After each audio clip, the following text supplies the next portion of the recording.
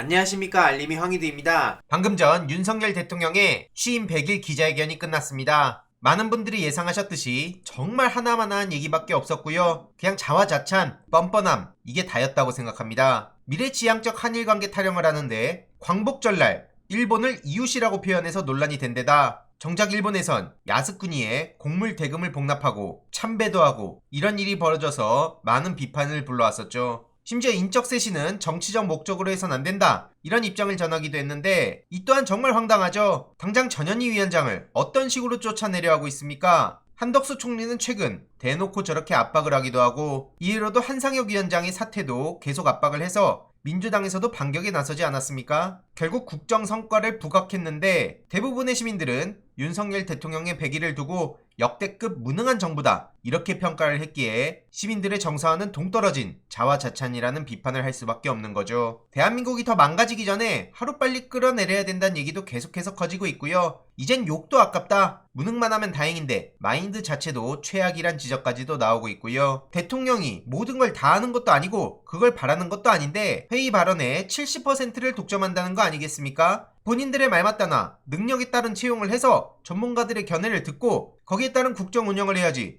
자기 할 말만 하고 비판은 듣지도 않고 그럼 도대체 무슨 소용이 있냐 이겁니다. 게다가 윤석열의 멘토로 알려진 심평 변호사는 김건희 정도의 표절은 흔하다, 그러니까 공개 행보를 해도 된다, 최근 이런 당부를 하기도 했습니다. 이에 대해서 역시나 엄청난 비판의 목소리가 나오고 있고요. 그 정도 논문 표절이 흔하다니 이걸 쉴드 치겠다고 학위 받은 다른 사람들을 죄다 동급으로 만드냐, 이런 비판도 나오고 있고요. 정경심 교수에 대해서도 윤석열 검찰이 저질렀던 짓을 뻔히 기억하는데 훨씬 더 심각한 사안에 대해선 모른 척한다는 지적이 나올 수밖에 없는 겁니다. 다들 기억하시겠지만 저 심평씨는 최근 누추한 곳이란 망언을 해서 많은 국민들의 분노를 키운 사람이기도 하죠. 오죽하면 이준석 당원도 김건희 씨를 대놓고 저격하지 않았습니까? 팬클럽 회장을 겨냥했지만 결국 이건 김건희 씨를 때린 거나 마찬가지입니다. 이제 이준석 당원도 국민의힘 비대위 출범으로 전 대표가 됐죠. 다음 영상을 통해 조금 더 자세히 전해드릴 예정이고요. 그리고 국민의힘 비대위 면면도 역시나 많은 우려를 불러왔습니다. 비대위 9명의 인선이 확정됐는데 그 중에 특히 윤석열 대통령의 최측근으로 알려진 주기한 의원이 포함이 됐다는 겁니다. 그의 아들은 지금 대통령실 6급으로 근무 중이죠. 부자 당정 정권이냐, 이런 비판까지 나오고 있고요. 이런 수많은 비판과 낮은 지지율을 두고 한 기자가 지지율 하락 이유 3가지만 꼽아달라, 이렇게 질문을 했습니다. 하지만 역시나 그는 3가지 다 대답하기 어렵다며 하나만한 답변만 내놓았죠. 여러 이유들이 있지만 저는 크게 3가지가 떠올랐습니다. 무능, 인사, 도사. 그냥 무조건 전 정권 탓하고 본인 할 말만 하니 지지율이 20%대에서 헤매는 거라 보고요. 박스권에 갇힌 대통령 지지율을 보니 무인도, 무능, 인사, 도사, 여기에 갇힌 상황과 흡사해 보입니다. 과연 윤석열 대통령이 무인도 논란에서 벗어날 수 있을까요?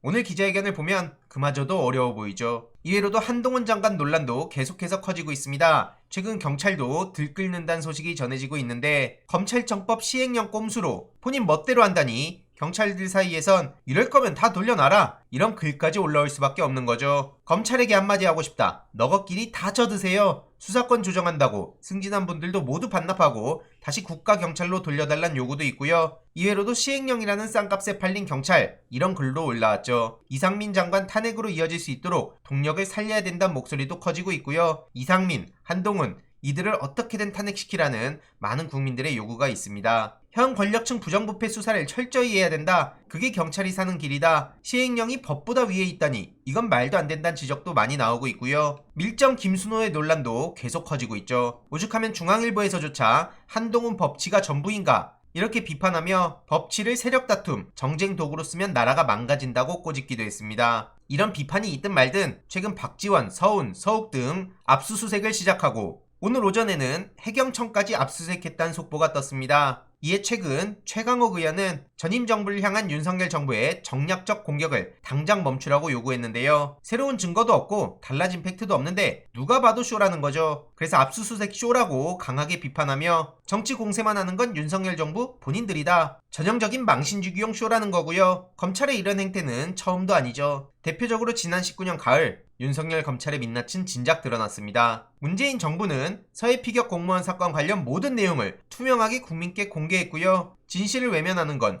윤석열 정부와 국민의힘 그리고 검찰이라는 지적까지 나오고 있습니다. 특히 외교안보 분야는 국가의 기밀을 다루는 영역인데 우리 군의 SI 정보는 군복을 입었다고 다 볼 수 있는 자료도 아니라는 강한 비판까지 이어졌고요. 윤석열 정부의 무책임한 자해 행위를 당장 중단하라고 요구하기도 했습니다. 민주당 의원 총 14명이 목소리를 높였고요. 명단이 추가될 수 있다는 소식까지 전해졌네요. 참고로 내일 18일에 최강욱 의원의 징계 재심이 열린다고 합니다. 이와 관련해서 윤리위원회의 궤변과 이중잣대를 규탄한다는 청원이 올라왔는데요. 댓글로 링크를 고정해둘 예정이니 함께 힘을 보태실 분들은 동참해주시면 좋을 것 같습니다. 이외로도 최근 임은정 검사는 공수처에 고발인 조사를 다녀왔다는 소식도 전해졌는데요. 김순환 문무일의 만행, 그리고 검찰이 불법으로 긴급 체포하는 등 무리한 수사를 했다며 검찰 내부의 기득권과 계속해서 싸우고 있습니다. 공수처 검사들의 진지하고 성의 있는 질문에 감사하다는 입장을 전했고요. 검찰과 피의자들을 향해선 수사에 적극 협조해달라고 간곡히 부탁드린다는 입장을 임은정 검사가 최근 전했습니다. 정말 든든하다는 생각밖에 안 드는데요. 많은 시민들도 이런 분이 그나마 검찰에 계셔서 다행이다. 참 힘든 길을 가고 있다. 응원한다. 이런 목소리를 전하고 있고요. 우리들이 계속 관심을 가져야 된다고 생각합니다. 추가적인 소식 계속 전해드리도록 하겠습니다. 이번 내용도 유익했다면 구독, 좋아요, 알림 설정,